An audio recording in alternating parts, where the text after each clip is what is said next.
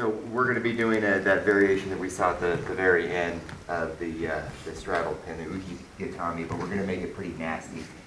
So I got this from Steve initially off of a Muni Gatame. So you'd be holding like this, and if he was shrimping in a whole bunch, you can catch the armpit or that side of the pec, and then you post right there, and you've got a nice time pin, right? It's kind of nasty, okay? But if we combine that with the Uki Gatame, it gets really nasty. So we're here in our leg press position. We set up the Uki Gatame. I like to grab the belt or the back of the pants, okay? Kick back, lean forward, okay? And then when you're ready to, you come through, take the head up and grab the armpit again, which starts to get you a nice neck crank. Well, possibly grab your own ankle if you wanted right. to. If you didn't, you know. You can grab your own ankle too.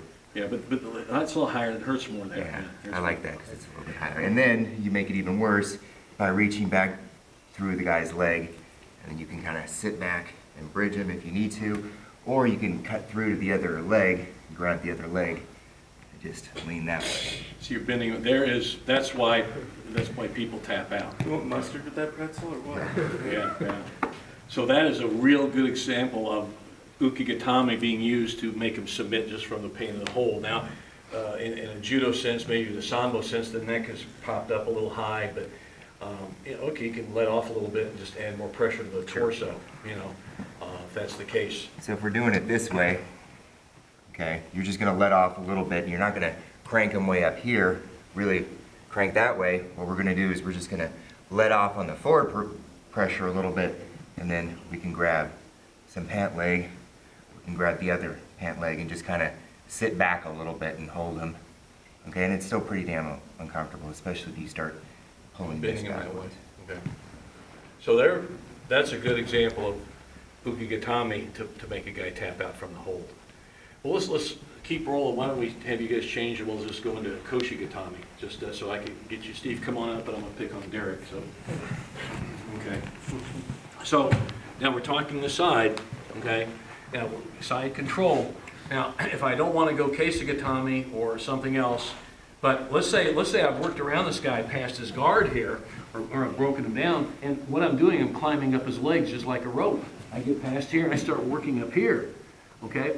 Or I've broken him down with a double, popping him down with his hips area, okay? Let's be on elbows and knees. So if I've done a both elbow or both leg breakdown, pop him down, bam. So here I am. So here I'm at this point of the body. So a good, not good temporary, I can hold him for a lot of time here, is what we call Koshi Gatame, hip hold, hip pin, okay? And I'm basically holding him around the area of the hips. And it's a variation of Muni Gatame or Yoko Shiho Gatame, but it really is a good pin in and of itself. You don't see it much. The Japanese didn't give this a name at all, and I don't think still do, and it's just been called this for a number of years by people like me. I don't know, other people too. But here it is. So I'm holding him here, and basically I'm just going to hold him around the hip area and just immobilize him. So I work up here. Now the key thing is I want to make sure my inside knee in this particular application is up here under the buttocks. See, like that, I'm holding here. Now at this point, I'm just going to hold on tight and just ride him here. Just ride it out, just like this, okay? Now if I can get a better position, I would like to have my arms up here to hold this way, to get a belt hold here.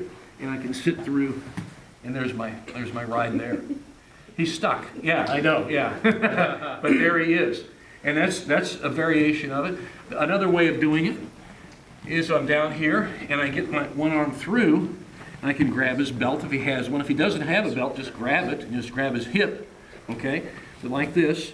And notice this knee is under the hip. That's the key thing in the Koshi Gatame that keeps him from turning, okay? And I just ride him here like this, and just hold him here. Or you can grab here and put your foot back there, or you can grab a leg, and just hold it, or you can put them together, tie them up. Any of these variations are, but you notice I'm holding them around the belt line, the hip area.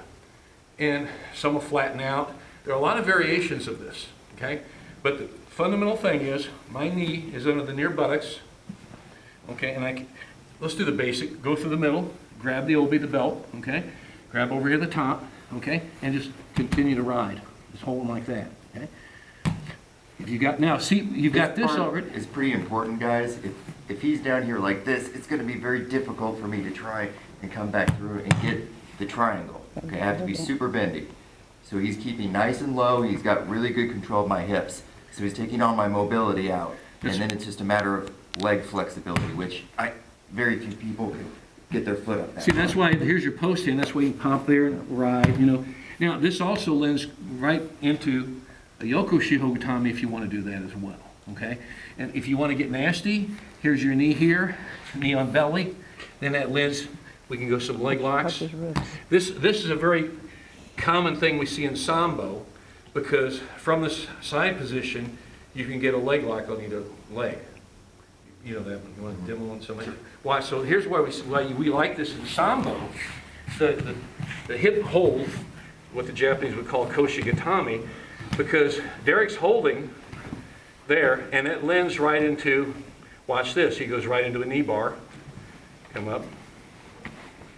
So you could, and there are others you could roll back to the other side too. So it really opens things up. And here's a good example where, and I might not hold him very long with the Koshi Gatame. I might hold him just temporarily till I can get a submission into something else. See, like that? So this is a good one. This is a good holding pattern, as it were, until I can get a submission. But I may hold them there for a period of time. And again, in judo, sambo, yeah, see, he's getting a toe hold over there. I can't quite see. There you go. There you get real fancy. But you see what I'm saying? Now remember, unlike Western style wrestling, we don't have to pin his back to the mat. That's not necessary. Just as long as I immobilize the body. Just keep him from moving. Press him down, control him. That's all I care about. Primarily on the back with control. Okay? So there we have that. All right. Let's work on Koshi Gatame.